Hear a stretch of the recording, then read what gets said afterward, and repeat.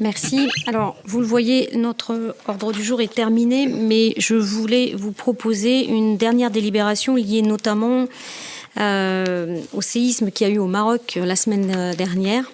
Et comme on le fait ici à chaque fois qu'il y a un besoin, de voter une aide d'urgence, donc pour faire un don au Maroc suite au séisme qui a frappé donc le Maroc la nuit du 8 au 9 septembre.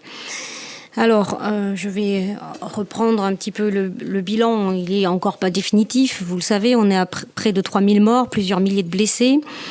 C'est surtout des villages qui ont été frappés de plein fouet et certains sont encore inaccessibles, donc on se doute bien que ça va s'aggraver.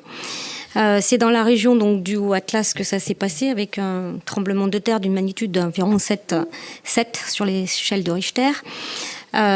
C'est donc évidemment le plus grave séisme qui ait touché le Maroc depuis celui qui avait détruit une large partie de la ville d'Agadir en 1960 et qui avait fait 12 000 morts.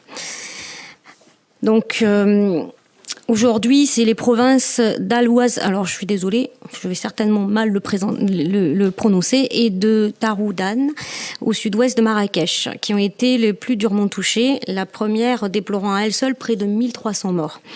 Dans les villages de cette région montagneuse, de très nombreuses habitations se sont effondrées et toutes les infrastructures sont détruites.